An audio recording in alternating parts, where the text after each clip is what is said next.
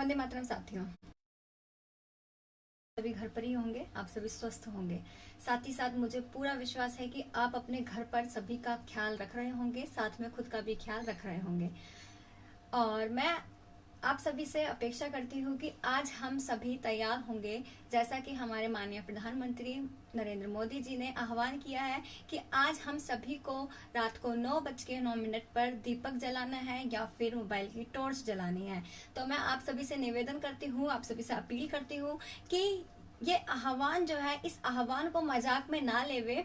ये आह्वान क्यों किया गया है? ये आह्वान किया गया है जो हमारे ऊपर, हमारे पूरे विश्व के ऊपर, हमारे भारत के ऊपर जो कोरोना नामक अंधकार जो हमारे जीवन पर साया बनकर आ चुका है, उसको मिटाने के लिए हमें कोरोना को दिखाना है कि हम सब भारतीय एक है। तो इसीलिए आप सभी से निवेदन है कि आज रात 9 बजे आप सभी अपने घर की लाइट्स बंद करके और उस टॉर्च को जरूर जलावे, दीपक, मिट्टी का दीपक जरूर जलावे। साथ ही साथ मैं एक और चीज आपको बताना चाहूंगी कि जब भी आप लाइट बंद करें तो ऐसा नहीं कि आप अचानक से सब कुछ बंद कर दे, क्योंकि आज पूरा भारत अपनी लाइट बंद करने वाला है। तो ऐसा नहीं, हमें केवल अपनी लाइटों को बंद करना है।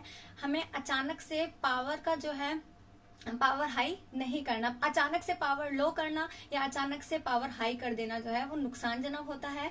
इसीलिए हमें इस बात का भी ध्यान रखना कि केवल लाइट्स ही बंद करनी है। तो आपसे मैं निवेदन कर रही थी, कल मैंने आपको बताया था महात्मा गांधी जी के बारे में। महात्मा गांधी जी के बारे में 2 चैप्टर अपने क्लोज हो चुके हैं। तो उससे पहले हमने बात की थी रविन्द्रनाथ टैगोर जी के बारे में, डॉक्टर भीमराव अंबेडकर जी के बारे में, बाल गंगाधर तिलक जी के बारे में, पंडिता रमाबाई डोंगरे जी के बारे में। लेकिन हम पिछले 2 दिनों से बातचीत कर रहे थे महात्मा गांधी जी, जिनको राष्ट्रपिता कहा था सुभाष चंद्र बोस जी ने सर्वप्रथम। अब तो हम सभी कहते हैं, 1 मिनट, इस पड़ाव को समझे मंजिल, लक्ष्य हो आंखों से ओझल। जी बिल्कुल बिल्कुल बिल्कुल, परम यादव जी बहुत बहुत धन्यवाद। मैं पूरा नहीं पढ़ पा रही अभी। हाँ जी, जेपी जाट जी, बिल्कुल बिल्कुल, हमें भी। तो हम बात कर रहे थे महात्मा गांधी जी के बारे में, जिनको हमने बताया कि महात्मा किसने कहा था सर्वप्रथम? रविन्द्रनाथ टैगोर जी ने कहा था। किस दौरान कहा था? चंपारण आंदोलन जो हुआ था 1917 में, उस दौरान कहा था। मैंने आपको बताया था कि सर्वप्रथम सत्याग्रह का उपयोग भी, शुरू से स्टार्ट करते हैं एक बार। महात्मा गांधी जी का जन्म मैंने आपको बताया कि 1869 में हुआ। 1888 में वो इंग्लैंड गए शिक्षा प्राप्त करने के लिए। 91 में वो इंग्लैंड से लौटे। इंग्लैंड से लौटने के बाद वो वकालत शुरू करने के लिए, वकालत का काम करने के लिए 93 में वो दक्षिण अफ्रीका जाते हैं। वहां पे रंगभेद की नीति को देखते हैं, अंग्रेजों के अत्याचार को देखते हैं। उसके बाद वो रंगभेद की नीति का विरोध करते हैं। वहां पे नेटाल इंडियन कांग्रेस की स्थापना करते हैं, किसके अंतर्गत उन्होंने ये, वहां पर वो एक बुक लिखते हैं, उसका नाम है हिंद स्वराज। वहां पर वो एक पत्र भी लिखते हैं इंडियन ओपिनियन के नाम से। साथ ही साथ वो 1915 में पूर्ण तरीके से भारत में आ जाते हैं। इसीलिए 9 जनवरी को प्रवासी दिवस भी मनाया जाता है। जब वो भारत आते हैं 1915 में, उसके बाद वो साबरमती आश्रम की स्थापना करते हैं। 1917 में चंपारण आंदोलन होता है, जिसके प्रतिशत हमें 25% राशि जो है वो लौटा दी जाती है यूरोपियन निलह द्वारा। उसके बाद हमने बात की 1918 में जो अहमदाबाद मील मजदूर आंदोलन होता है। मील मजदूर आंदोलन के अंतर्गत हमें 35% का बोनस प्राप्त होता है। उसके बाद हम बात करेंगे खेड़ा आंदोलन की, जो कि 1918 में हुआ था। खेड़ा आंदोलन के अंतर्गत हम क्या मिलता है हमें कि ऐसा व्यक्ति ही कर देगा जो कि उसको देने में सक्षम है। पहली जिसमें भूख हड़ताल की थी वो कौन सा आंदोलन था? अहमदाबाद मील मजदूर आंदोलन। ऐसा पहला आंदोलन जिसमें सत्याग्रह का उपयोग किया गया था वो था चंपारण आंदोलन। भारत में ऐसा आंदोलन जिसमें सत्याग्रह का उपयोग किया गया था, चंपारण आंदोलन, ध्यान रखना है हमें। उसके बाद हम बात करेंगे 1918 आ गया। 1919 में हमने बात की थी रॉलेट एक्ट के विरोध में आंदोलन चल रहा था, उसके अंतर्गत जलियांवाला बाग हत्याकांड हुआ। वनीश खान जी, मैं बिल्कुल ठीक हूँ, आप कैसे हैं? नेत्राम अमरपुर जी, बहुत बहुत धन्यवाद आपका। 1919 में जलियांवाला बाग हत्याकांड होता है, जिसको लेकर हंटर कमेटी की स्थापना होती है। उसके बाद तहकीकात, कांग्रेस की तहकीकात कमेटी बनती है और उसी के अंतर्गत सितंबर 1919 में कांग्रेस का विशेष अधिवेशन होता है। विशेष अधिवेशन की अध्यक्षता जो होते हैं वो करते हैं लाला लाजपत राय जी। उसके बाद दिसंबर में अधिवेशन होता है, जिसमें असहयोग आंदोलन का जो प्रस्ताव है उसको पारित कर दिया जाता है और उसकी अध्यक्षता कौन करते हैं हमें ध्यान रखना है। दिसंबर में अधिवेशन होता है नागपुर में, उसकी अध्यक्षता करते हैं वीर राघवाचार्य जी, या इनको विजय राघवाचार्य जी भी कहते हैं। उसके बाद असहयोग आंदोलन का विरोध करने के चक्कर में कांग्रेस कौन कौन छोड़ देता है? एनी बेसेंट जी है जो कांग्रेस छोड़ देती है, और शंकर नारायण जी कांग्रेस छोड़ देते हैं, विपिन चंद्रपाल जी कांग्रेस छोड़ देते हैं। आगे हम बात कर रहे थे 1919 के बाद हम बात करें 1920 की, तो 1 अगस्त 1920 को असहयोग आंदोलन शुरू हो जाता है। असहयोग आंदोलन चलता रहता है, लेकिन चोरा चोरी कांड जब होता है 1922 को, तो 12 फरवरी 1922 को चोरी कांड होने के कारण गांधी जी जो है हिंसात्मक कार्य होने के कारण जो असहयोग आंदोलन को रोक देते हैं।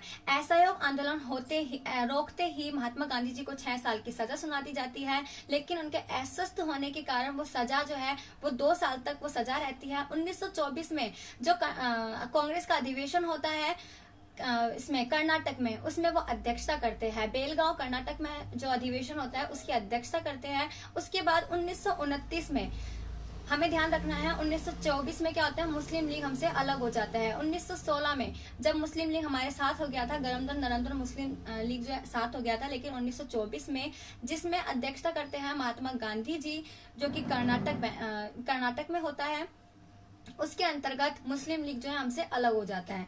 उसके बाद हमने बातचीत की थी 1929 में होता है लाहौर अधिवेशन। लाहौर अधिवेशन के अंतर्गत जो जवाहरलाल नेहरू होते हैं वो रिक्वेस्ट करते हैं महात्मा गांधी जी के कि अब हम हिंसात्मक कार्य नहीं करेंगे, हमें किसी और आंदोलन की शुरुआत करनी चाहिए। तो ठीक है, गांधी जी कहते हैं कि ठीक है, लेकिन आपको मेरी शर्तों को मानना पड़ेगा। उसी के अंतर्गत गांधी जी सोचते हैं कि हमें कोई भी आंदोलन शुरू करने से पहले एक बार अंग्रेजों से बातचीत कर लेनी चाहिए। इसीलिए वो इरविन को लेटर लिखते हैं, लेकिन उस तत्कालीन वायसराय इरविन जो है उस लेटर का कोई जवाब नहीं देते हैं। उसके बाद वो जो 11 सूत्रीय मांग रखते हैं, मैंने आपको 11 सूत्रीय मांगे बताई थी, उसका भी कोई जवाब नहीं होता है। तो महात्मा गांधी बोलते हैं, मैंने तुमसे जी बिल्कुल धर्मेंद्र जी, गांधी जी के समय जो गांधी कहते थे वही कानून होता था। नहीं, ऐसा नहीं था, गांधी जी नहीं, ब्रिटिश सरकार जो कहती थी वो कानून होता था, लेकिन भारतीय जो थे वो गांधी जी के कानून को मानते थे, हम ऐसा कह सकते हैं। इसमें थोड़ा सा चेंज करने की जरूरत है। कानून तो जो अंग्रेज कहते थे वो होता था, लेकिन भारतीय जो थे वो किसकी बात मानते थे, हमारे गांधी जी की बात मानते थे। तो हम बात कर रहे थे किसके बारे में, उसके बाद वहां पे वो 1930 में वो कहते हैं, महात्मा गांधी कहते हैं, मैंने तुमसे रोटी मांगी थी लेकिन तुमने मुझे पत्थर दिया, इस तरीके से वो कहते हैं। उसके बाद वो सविनय अवज्ञा आंदोलन 12 मार्च से शुरू होता है। 12 मार्च 1930 को वो साबरमती आश्रम से निकलकर पहुंचते हैं दांडी कब पहुंचते हैं, वो 6 अप्रैल को, और वहां से वो अपना सविनय अवज्ञा आंदोलन जो है प्रारंभ करते हैं। उसके अंतर्गत वो प्रथम गोलमेज सम्मेलन में भी भाग लेते हैं, जहां पर डॉक्टर भीमराव अम्बेडकर जी जो कि दलितों का प्रतिनिधित्व कर रहे होते हैं, उनसे भी मिलना होता है। इसी प्रकार वो द्वितीय गोलमेज सम्मेलन, जिसके बारे में मैं आपको बता चुकी हूँ, उसमें भी भाग लेते हैं, और तृतीय गोलमेज सम्मेलन में वो भाग नहीं लेते हैं। उसमें ना तो कोई कांग्रेस का व्यक्ति होता है, ना मुस्लिम लीग का व्यक्ति होता है, ना हिंदू महासभा का व्यक्ति होता है, किसी भी वर्ग का व्यक्ति उसमें नहीं होता। तो ये एक तृतीय गोलमेज सम्मेलन एक ऐसा सम्मेलन होता है जिसको असफल सम्मेलन कहा जाता है। उसके बाद मैं आपको बताने वाली थी 1935 के बारे में। तो आज हम डिस्कस कर रहे हैं 1935 के बारे में। 1935 में क्या होता है, 1935 में एक अधिनियम आता है। कौन सा अधिनियम आता है, भारत शासन अधिनियम 1935 के अंतर्गत आता है, जिसमें 415 धाराएं और 15 भाग होते हैं। 415 धाराएं और 15 भाग होते हैं। उसके अंतर्गत किस किस को शामिल किया जाता है, उसके अंतर्गत साइमन कमीशन को शामिल किया जाता है, मोतीलाल नेहरू जी की रिपोर्ट को शामिल किया जाता है, जिन्ना फॉर्मूला को, मनोज जी बहुत बहुत धन्यवाद आपका, जिन्ना रिपोर्ट जो होती है उसको शामिल किया जाता है। प्रथम द्वितीय तृतीय गोलमेज सम्मेलन में जितनी भी बातचीत होती है उसको सम्मिलित किया जाता है। उसके अंतर्गत अखिल भारतीय प्रांतीय संघ की स्थापना भी की जाती है। भारतीयों को चुनाव लड़ने का अधिकार दिया जाता है। हमें 3 तरीके से शासन के विषय मिल जाते हैं, संघीय शासन, प्रांतीय शासन और समवर्ती शासन। इस तरह से प्रांतों में स्वशासन करने का अधिकार प्राप्त हो जाता है। हमारा जो भारत का वर्मा स्थान का नाम है महाराष्ट्र में, उसको भारत से अलग कर दिया जाता है। इसी प्रकार जो ये 1935 में भारत शासन अधिनियम आता है, अधिनियम है इसलिए इसके अंतर्गत 415 धाराएं आती है। तो इसके अंतर्गत क्या होता है, जवाहरलाल नेहरू कहते हैं कि ये दास्ता का घोषणा पत्र है और ये बिना इंजन की गाड़ी है, यानी कि इसमें कोई ब्रेक नहीं है, कुछ नहीं है, ये एक बिना इंजन की गाड़ी है। ध्यान रखना है हम लोगों को कि संविधान का 2/3 भाग भारतीय शासन अधिनियम से जो कि 1935 में तैयार हुआ था से लिया गया है। हमें इस चीज को ध्यान रखना है। हमें एक चीज को भी ध्यान रखना है कि 2/3 भाग संविधान के अंतर्गत आता है। भारतीय शासन अधिनियम को पढ़ने के लिए मुझे लगता है कि 1 दिन 2 दिन 3 दिन भी कम पड़ जाएंगे। इसीलिए आप यदि भारतीय शासन अधिनियम को पढ़ना चाहते हैं, जो भी गांधी जी से रिलेटेड था वो मैंने आपको बता दिया कि उसके अंतर्गत क्या था, क्योंकि उसके 15 भाग है, 415 धाराएं हैं, तो आप इमेज कर सकते हैं कि वो कितना बड़ा होगा। तो आप खुद भी कोशिश करें भारतीय शासन अधिनियम के बारे में जानने की, साथ में हमारे संविधान को भी पढ़ने की कोशिश करें। मैं आपको बता चुकी हूँ जब मैंने डॉक्टर भीमराव अम्बेडकर जी के बारे में बताया था कि संविधान निर्माता कौन थे, हमारे डॉक्टर भीमराव अम्बेडकर जी, जिन्होंने संविधान का निर्माण किया और प्रारूप भी तैयार किया। उसके बाद हम बात करते हैं 17 अक्टूबर 1940 को। 17 अक्टूबर 1940 को व्यक्तिगत सत्याग्रह गांधी जी द्वारा शुरू किया जाता है। अब व्यक्तिगत सत्याग्रह था क्या? व्यक्तिगत सत्याग्रह को आप समझिए। व्यक्तिगत सत्याग्रह था कि हमें अब एक साथ इकट्ठा होकर आंदोलन नहीं करना है। हमें एक साथ इकट्ठा होकर आंदोलन ना करके, बल्कि हमें एक एक गांव में एक एक व्यक्ति को भेजना है और उनको समझाना है। क्या समझाना है, ये बड़ा दिलचस्प है। तो मैं आपको बताऊंगी 1939 में जैसा कि द्वितीय विश्व युद्ध शुरू हो जाता है। द्वितीय विश्व युद्ध शुरू हो जाता है तो जो ब्रिटिश सरकार होती है वो भारतीयों से और कांग्रेस से, क्योंकि कांग्रेस अब एक ऐसी सरकार थी जो कि 8 प्रांतों पर अपनी जीत हासिल कर चुकी थी। जब कांग्रेस इतनी बड़ी पार्टी बन चुकी थी तो कांग्रेस की ये जिम्मेदारी थी कि ब्रिटिश सरकार की जिम्मेदारी थी वे कांग्रेस से भी एक बार समझाइश करे कि द्वितीय विश्व युद्ध के अंतर्गत भारतीय हिस्सा लेना चाहते हैं या नहीं। लेकिन ब्रिटिश सरकार ने ऐसा नहीं किया। ब्रिटिश सरकार ने अपनी मनमानी चलाई और कांग्रेस को साइड करते हुए द्वितीय विश्व युद्ध में भारतीयों को शामिल कर लिया। मैंने आपको बताया था जब प्रथम विश्व युद्ध हुआ था 1915 से शुरू हुआ था, तो उसमें अनेक भारतीयों ने सहभागिता निभाई थी। किसके कहने पे? गांधी जी के कहने पे, जिसके कारण ब्रिटिश सरकार द्वारा गांधी जी को केसर-ए-हिंद की उपाधि भी दी गई थी, जो कि जलियांवाला बाग हत्याकांड 13 अप्रैल 1919 में होने के बाद गांधी जी ने केसर-ए-हिंद की उपाधि लौटा दी थी। लेकिन अब स्थिति अलग थी, तो अब परिणाम भी उसके अलग होने थे। तो कुछ नहीं बोला गया, कुछ नहीं पूछा गया कांग्रेस से, तो कांग्रेस द्वारा विधानसभा मंडल से इस्तीफा दे दिया गया। लेकिन क्या इस्तीफा देना सही था? तो ये भी एक क्वेश्चन मार्क है। मैं आपको बताना चाहूंगी, जब गांधी जी को इस बात का पता लगा, जब नेहरू जी को इस बात का पता लगा कि इस्तीफा दे दी गया है, एक तरफ हम ये सोच रहे थे कि क्या हमें द्वितीय विश्व युद्ध में शामिल हो जाना चाहिए या फिर क्या हमें द्वितीय विश्व युद्ध में शामिल नहीं होना चाहिए, और यदि हो जाना चाहिए तो उससे हमें क्या फायदे होंगे। तो इस तरीके से चर्चा करने के लिए गांधी जी ने बोला कि हमें व्यक्तिगत सत्याग्रह करना है, यानी कि हम गाँव गाँव जाएंगे, गाँव गाँव के लोगों से जागरूक करेंगे गांव के लोगों को कि ऐसा ऐसा ब्रिटिश सरकार द्वारा किया जा रहा है। तो सब गए। उसमें मेन जिम्मेदारी किसको मिली? तो उसमें बोली विनोबा भावे जी को मिली, एक जवाहरलाल नेहरू जी को मिली और एक ब्रह्म दत्त जी को जिम्मेदारी मिली। लेकिन किन्हीं कारणों से इस व्यक्तिगत सत्याग्रह को 17 दिसंबर 1940 को रोक दिया गया। इसकी पुनः शुरुआत की गई 5 जनवरी 1941 से, जो कि इसका द्वितीय चरण था। पहला चरण किसने संभाला? विनोबा भावे जी ने। दूसरा चरण किसने संभाला? जवाहरलाल नेहरू जी ने। जवाहरलाल नेहरू जी अनेकों स्थानों पर गए, उन्होंने वहां की जनता को जागरूक किया, बताया कि ऐसा ऐसा द्वितीय विश्व युद्ध में भारतीयों के साथ किया जा रहा है। अब ध्यान रखना, जब ये जागरूकता अभियान चल रहा होता है तो इसी दौरान जो अमेरिका, ऑस्ट्रेलिया, चीन जो होते हैं उनको कहीं ना कहीं भारतीय की स्थिति के बारे में पता चल जाता है कि किस प्रकार ब्रिटिश सरकार द्वारा भारतीयों के साथ अत्याचार किया जाता है। तो इस आंदोलन का नाम जो व्यक्तिगत सत्याग्रह है, इसको दिल्ली चलो या दिल्ली आंदोलन भी कहा जाता है। ये क्या करने वाले थे? जनता को इकट्ठा करके समझाकर दिल्ली लेकर जाने वाले थे। यदि विरोध करना पड़े तो साथ दिया तो कोई दिक्कत ही नहीं है, विरोध करना पड़े तो सबको साथ चलने के लिए। इसको कहते हैं दिल्ली चलो आंदोलन या फिर दिल्ली आंदोलन भी कहा जाता है। अब हम बात करेंगे, मैंने अभी आपको बताया कि ऑस्ट्रेलिया, चीन, इन सबको पता लग जाता है कि इस तरीके से यहाँ पे कंडीशन हो गई है।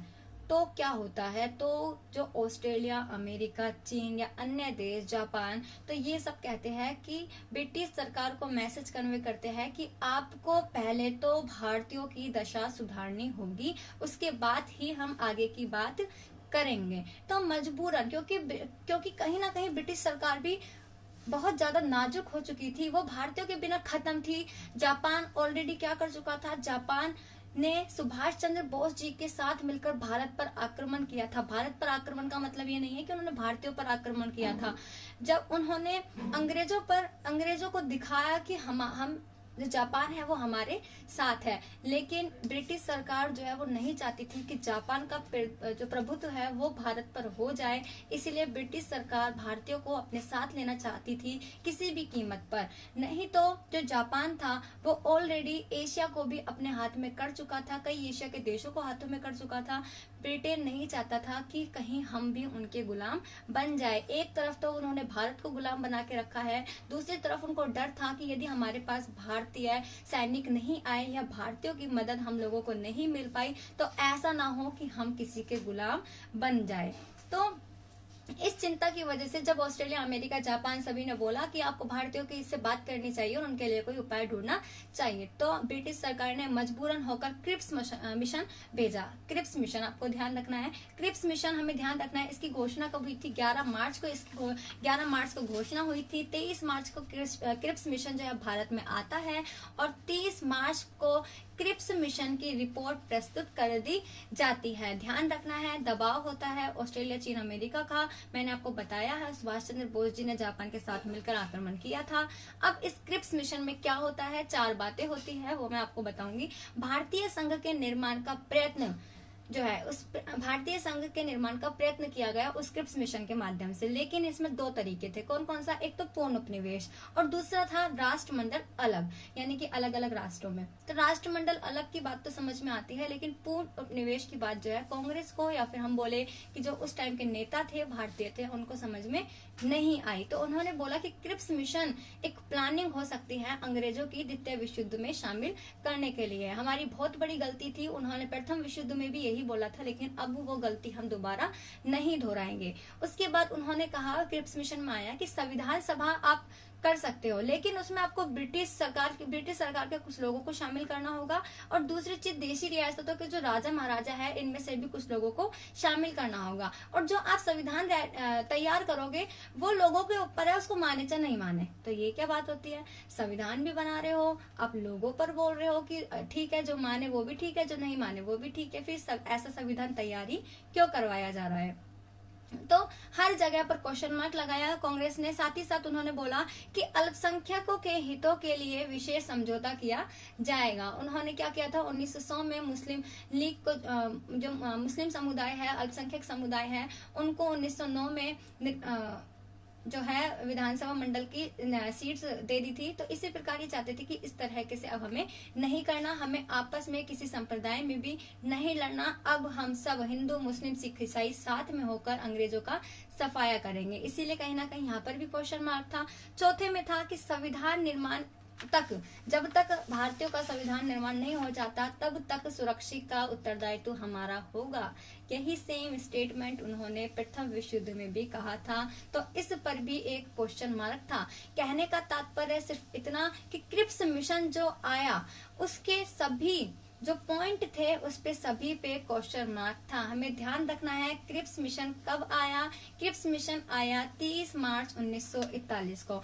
उसके बाद जवाहरलाल नेहरू ने क्या बोला, इसको बोला, गांधी जी ने इसको पोस्ट डेटेड बोला, जवाहरलाल नेहरू ने इसको डूबते बैंक का चेक बोला। यानी कि जो ब्रिटिश है वो कहीं ना कहीं डूब रही है और ये हमको चेक की तरह इस्तेमाल करना चाह रही है। उसके बाद होता क्या है, 11 अप्रैल 1942 को कांग्रेस की कॉन्फ्रेंस होती है। 11 अप्रैल 1942 को उसमें गांधी जी क्या कहते हैं, गांधी जी कहते हैं कि जो क्रिप्स मिशन आया है इसमें कहीं ना कहीं मुझे हर चीज में गड़बड़ लग रही है, तो हमें भविष्य के वादे पर ध्यान नहीं देना चाहिए कि ब्रिटिश सरकार जो है भविष्य में क्या करेगी क्या नहीं करेगी। हमें वास्तविकता चाहिए, हमें जो भी चाहिए वो द्वितीय विश्व युद्ध से पहले चाहिए। हमें ध्यान रखना है क्रिप्स मिशन की जो अध्यक्षता थी, क्रिप्स मिशन जो रिपोर्ट थी वो तैयार होकर आई थी 30 मार्च 1941 को। उसको तैयार किसने किया था, तैयार किया था स्टैनफोर्ड क्रिप्स द्वारा, उनको तैयार किया गया था। स्टैनफोर्ड क्रिप्स द्वारा उनको तैयार किया गया था। उसके बाद होता क्या है, उसके बाद होता है 14 जुलाई 1942 को कांग्रेस की बैठक होती है। कांग्रेस की बैठक में गांधी जी प्रस्ताव देते हैं भारत छोड़ो आंदोलन का। जब गांधी जी इस तरीके से एक और आंदोलन का प्रस्ताव दे देते हैं, हमने पढ़ा सबसे पहले 1920 में असहयोग आंदोलन, 1930 में हमने पढ़ा सविनय अवज्ञा आंदोलन, हमने पढ़ा व्यक्तिगत सत्याग्रह, लेकिन इन सब का कोई ठोस परिणाम हमारे, हालांकि अहमदाबाद मीर मजदूर आंदोलन, खेड़ा आंदोलन, चंपारण आंदोलन के दौरान हमको परिणाम मिले, लेकिन क्या ये जो बड़े प्रोग्राम थे इसके अंतर्गत हमें कोई परिणाम मिले? नहीं मिले। तो इसीलिए जैसे ही गांधी जी ने प्रस्ताव रखा भारत छोड़ो आंदोलन का, तो कांग्रेस ने साफ मना कर दिया कि इस तरह के से आप मत बताओ कि हमें इस तरीके का एक साल 2 साल का आंदोलन करना पड़ेगा। ये बहुत ही लंबी प्रोसेस हो जाती है और इससे भारतीयों को कई बार कर्जे का भी सामना करना पड़ता है।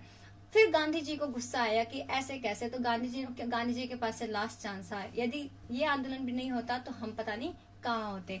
तो उसके बाद क्या हुआ, गांधी जी ने बोला कि मैं इस एक मिट्टी, अपना हाथ नीचे उठाया और बोला मैं इस एक मिट्टी बालू से ही कांग्रेस जैसी बड़ी पार्टी को तैयार कर सकता हूँ। यानी कि गांधी जी अब पूरे गुस्से में थे और कांग्रेस को डर था कि कुछ ऐसा ना हो जाए जिससे हमें गांधी जी को खोना पड़े या फिर हमें गांधी जी का साथ ना मिले। तो इसीलिए कांग्रेस ने गांधी जी को रोका और कांग्रेस द्वारा प्रस्ताव पेश किया गया भारत छोड़ो आंदोलन का। जब भी हमने किसी आंदोलन की शुरुआत करती है, जब भी हम किसी आंदोलन का प्रस्ताव पारित करते हैं, तो उसके अंतर्गत 2 तरीके की विचारधाराएं होती है। एक ऐसी विचारधारा जो कि हमारे आंदोलन को सकारात्मक बोलती है, कुछ ऐसी विचारधारा जो कि हमारे द्वारा किए गए कार्यों को नकारात्मक कहती हैं। तो इसके अंतर्गत विरोध किस किसने किया था? चक्रवर्ती राम गोपालाचार्य जी ने इतना विरोध किया था कि कांग्रेस से अपना इस्तीफा दे दिया था।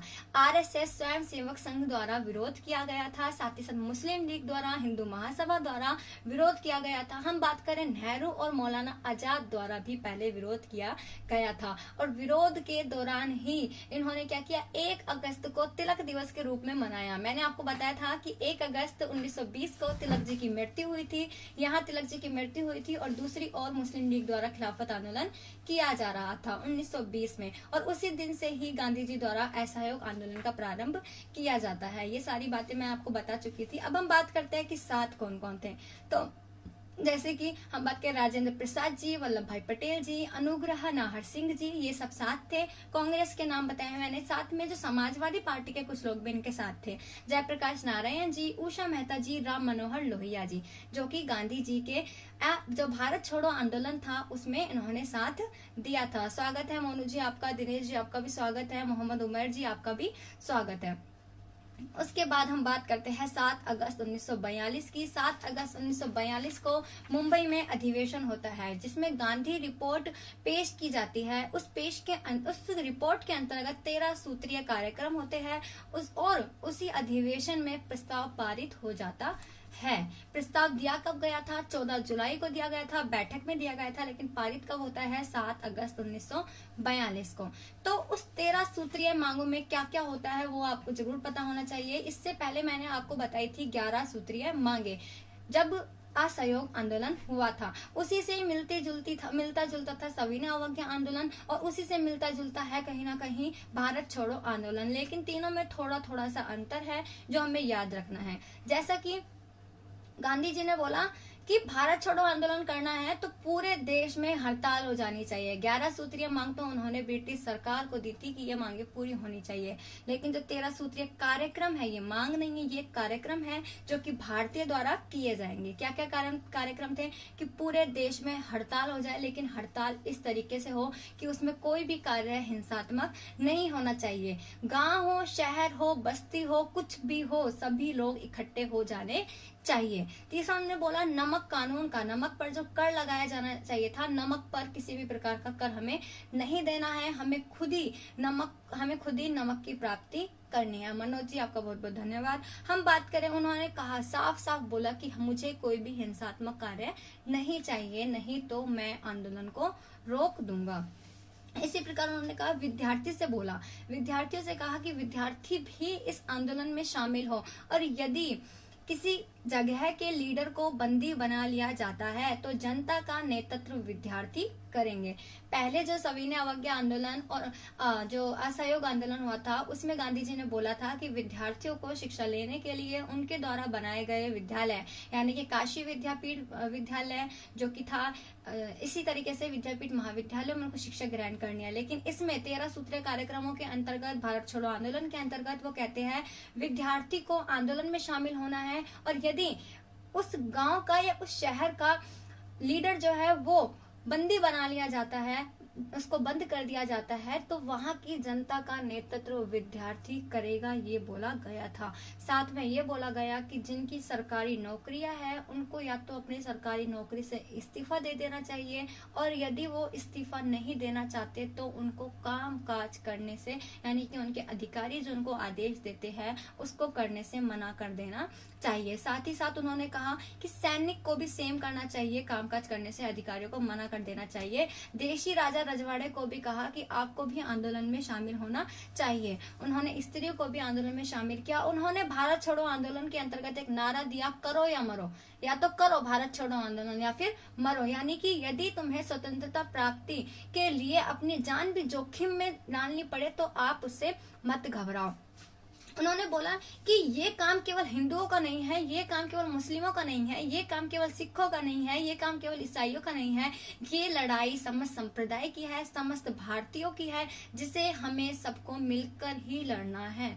और उन्होंने बोला कि यदि मैं मर जाता हूँ यानी कि यदि गांधी जी को कुछ हो जाता है, गिरफ्तारी हो जाती हो, तो हर एक व्यक्ति गांधी है। हर एक व्यक्ति को समझना है कि वो गांधी है, यानी कि वो सब कुछ कर सकता है यदि वो दृढ़ संकल्पित है, यदि उसके अंदर आत्मविश्वास है। तो गांधी जी ने इसी 13 सूत्रीय कार्यक्रम के अंतर्गत ही क्या शुरू किया था, चरखा चलाना शुरू किया था, स्वदेशी वस्तुओं को पहनना शुरू किया था। इसी प्रकार हम बात करते हैं कि अब भारत छोड़ो आंदोलन की शुरुआत कब होती है। प्रस्ताव पारित हो गया 7 अगस्त को, 13 सूत्रीय कार्यक्रम बता दिए गांधी जी ने कि भाई ऐसे ऐसे करना है। शुरुआत होती है 9 अगस्त 1942 को। भारत छोड़ो आंदोलन की शुरुआत करने वाले होते हैं, जिसके कारण क्या क्या होता है मैंने आपको बता चुकी हूँ। कारण होता है क्रिप्स मिशन की असफलता, कारण होता है द्वितीय विश्व युद्ध में शामिल होना है नहीं होता, कारण होता है कि जो आर्थिक असंतोष की स्थिति हो चुकी है, क्योंकि जब ये आंदोलन करेंगे या फिर द्वितीय विश्व युद्ध चलेगा तो कहीं ना कहीं भारतीयों को खाने की भी प्रॉब्लम आ जाती है। तो कहीं ना कहीं आर्थिक समस्या के कारण भी उन्होंने ये आंदोलन किया। जो वर्मा में रह रहे थे, मैंने आपको बताया कि वर्मा महाराष्ट्र में आता था, उसको जब भारत से अलग कर दिया गया तो उन पर जो भारतीय थे उन पर अत्याचार किए जाते थे ब्रिटिश सरकार द्वारा। ये भी एक बड़ा कारण था भारत छोड़ो आंदोलन का। साथ ही साथ पूर्वी बंगाल में किसानों से जमीन हड़प ली गई थी ब्रिटिश सरकार द्वारा, क्योंकि युद्ध करना था तो इसलिए किसानों से जमीन हड़प ली। कोई बात नहीं, एक बार हम सरकार को कुछ चीज बनानी है तो वो वहां पर गांव से किसानों को हटा देता है, लेकिन उस किसान को यदि आप हटा रहे हो तो आप कम से कम उसको मुआवजे की राशि तो दो। लेकिन ब्रिटिश सरकार द्वारा किसी भी प्रकार की मुआवजे की राशि जो है किसानों को प्रदान नहीं की गई थी, जो भी एक बड़ा कारण था इस विरोध का, भारत छोड़ो आंदोलन का। भारत छोड़ो आंदोलन को द्वितीय स्वतंत्रता आंदोलन भी कहा जाता है। क्यों कहा, प्रथम स्वतंत्रता आंदोलन किसको कहा जाता है, ये सवाल है आप सबके लिए। तो आप सभी बता सकते हैं कि प्रथम स्वतंत्रता आंदोलन किसे कहा जाता है। भारत छोड़ो आंदोलन को तो कहा जाता है द्वितीय स्वतंत्रता आंदोलन। मैंने आपको बताया कि क्या क्या कारण रहे द्वितीय विश्व युद्ध का, थोड़ा सा बताया। क्रिप्स मिशन का मैंने आपको पूरा ठीक से बता ही दिया कि क्रिप्स मिशन में क्या क्या था। कांग्रेस या गांधी से सेटिस्फाइड नहीं हुए थे। उसके बाद जब ब्रिटिश सरकार को पता लगता है कि 9 अगस्त 1942 से इस तरीके से भारत छोड़ो आंदोलन शुरू होने वाला है, तो पूरे समाज में, पूरे ब्रिटिश सरकार में हड़कंप मच जाता है कि भाई एक तरफ तो द्वितीय विश्व युद्ध और दूसरी तरफ ये भारतीयों का लफड़ा, तो अब करना क्या है, क्या करे क्या नहीं करे। उसी दौरान ऑपरेशन जीरो आवर की घोषणा हो जाती है। ऑपरेशन जीरो आवर क्या है कि बिना देरी किए जिन्होंने भी ये प्लानिंग की है उन सभी को गिरफ्तार कर लिया जाए। तो परिणाम स्वरूप होता क्या है, गिरफ्तारी हो जाती है। सबसे पहले गिरफ्तारी किसकी होगी बताने की जरूरत ही नहीं है, सबसे पहले गिरफ्तारी होती है महात्मा गांधी जी की। और ध्यान रखना, इस गिरफ्तारी में जो भी गिरफ्तार होते हैं उन सभी को एक जगह पर नहीं रखा जाता, सभी को अलग अलग जगहों पर रखा जाता है। जैसे कि मैं बताऊं, गांधी जी को कहाँ रखा जाता है, आगा खां पैलेस में। ऐसे ही अन्य जो नेता थे उनको कहाँ रखा जाता है, अहमदनगर किले में। इनको नजरबंद करके रखा जाता है। ऐसे ही सभी को अलग अलग जगह पर रखा जाता है ताकि कोई भी कुछ प्लानिंग ना कर सके। लेकिन ये भूल चुके थे, ब्रिटिश सरकार को ये नहीं पता था कि उन्होंने 13 सूत्रीय कार्यक्रम के अंतर्गत, भारत छोड़ो आंदोलन के अंतर्गत करो या मरो का नारा दिया। उन्होंने ये भी कहा हूँ तो आप सब ही अपने आप को गांधी समझो, हर एक व्यक्ति में गांधी है। तो होता क्या है, सभी गांधी बनने के लिए तैयार है। तो उसमें उसके अंतर्गत एक भूमिगत आंदोलन छेड़ा जाता है जिसमें गुप्त सूचना जो है भारतीयों तक पहुंचाई जाती है। इसको लीड कौन करता है, वो करते हैं अरुणा आसफ अली जी। इनके साथ कौन कौन होते हैं, उषा मेहता जी, राम मनोहर लोहिया जी, जयप्रकाश नारायण जी इनके साथ होते हैं। इसी प्रकार नवंबर 1942 में क्या होता है, अगस्त में ये काम चल रहा होता है, नवंबर 1942 में इनको भूमिगत आंदोलन के बारे में पता चल जाता है। किनको, ब्रिटिश सरकार को पता लग जाता है और फिर भूमिगत आंदोलन को जब्त कर लिया जाता है। 6 मई 1944 को गांधी जी रिहा कर दिए जाते हैं। इसी प्रकार गांधी जी जब रिहा हो जाते हैं तो पूरी खुशी की लहर आ जाती है। अब इस भारत छोड़ो आंदोलन का प्रभाव क्या पड़ता है, हुआ क्या, रिजल्ट क्या निकले, सबसे मेन मुद्दा यह है। ठीक है, भारत छोड़ो आंदोलन हमने पढ़ लिया, सविनय अवज्ञा आंदोलन हमने पढ़ लिया, असहयोग आंदोलन हमने पढ़ लिया। अब बात है परिणाम की। तो परिणाम क्या आते हैं, परिणाम आते हैं, कुछ तो आते ही है। हमें 1947 में स्वतंत्रता मिल जाती है। परिणाम यह आते हैं कि जनता को अपने आप में आत्मविश्वास आ जाता है, हर व्यक्ति गांधी बन जाता है। ये सफलता ये मिलती है कि चीन, अमेरिका, ऑस्ट्रेलिया, जापान जैसे जो बड़े देश हैं उनको भारतीयों की स्थिति के बारे में पता पड़ जाता है। कहीं ना कहीं वो भी भारतीयों का सहयोग करने लग जाते हैं। और सबसे बड़ी चीज, ब्रिटिश सरकार की सत्ता गिर जाती है और उसमें लेबर पार्टी की सरकार आती है, जो कि उसमें अध्यक्ष कौन बनते हैं, क्लीमेंट टेटली जी अध्यक्ष बनते हैं। जो जीतते किसके बेसिस पे, भारतीय मुद्दे के बेसिस पे वो जीतते हैं। और टेटली जो है, टेटली वास्तव में भारतीयों के प्रति सॉफ्ट कॉर्नर रखते थे। उन्होंने भारतीयों को आजादी की घोषणा करी। उन्होंने कहा कि भारतीयों को अधिकार है कि वो अपना संविधान स्वयं तैयार करें। तो ये हमारी उपलब्धियां रही है। इसी प्रकार हम बात करें, गांधी जी को महात्मा किसने कहा था, उसे ये सब होता है। आजादी मिलती है 15 अगस्त 1947 को। उसके बाद 30 जनवरी 1948 को गांधी जी की मृत्यु हो जाती है। गांधी जी की मृत्यु प्रार्थना सभा कहाँ पर हो रही होती है, बिरला हाउस में। तो वहां पर एक सदस्य होते हैं भारतीय हिंदू सभा के, आरएसएस के, नाथूराम गोडसे जी, उनके द्वारा हत्या कर दी जाती है। इसको अगर आप डीपली पढ़ोगे कि नाथूराम गोडसे जी ने महात्मा गांधी जी की हत्या क्यों की थी, तो उसमें ऐसा कहा जाता है कि कहीं ना कहीं जो महात्मा गांधी जी थे वो एक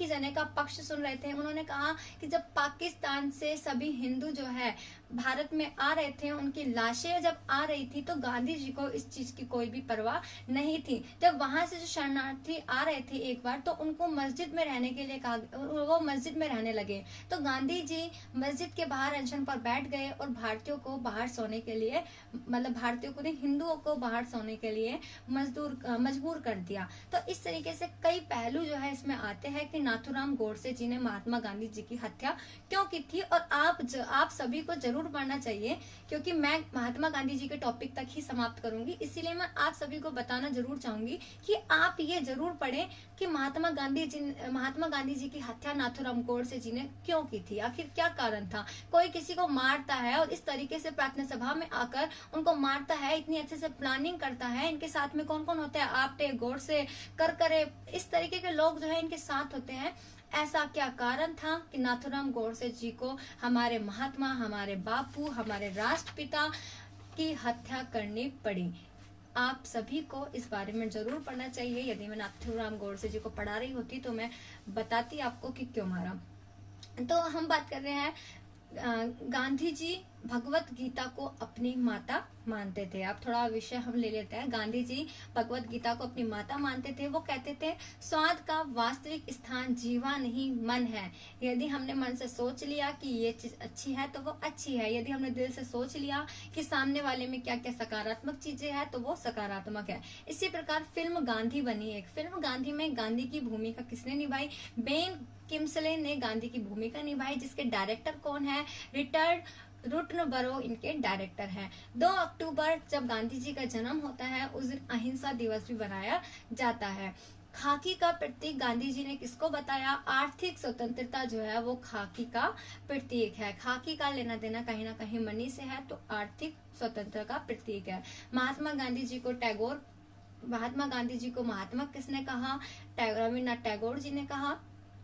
कब कहा था, 1917 में चंपारण आंदोलन में जो उन्होंने सफलता प्राप्त कराई उस दौरान उन्होंने कहा था। 25% जो है प्राप्ति हुई थी। राष्ट्रपिता किसने कहा, सुभाष चंद्र बोस जी ने सबसे पहले कहा। बापू किसने कहा, सरोजनी नायडू जी ने सबसे पहले बापू कहा।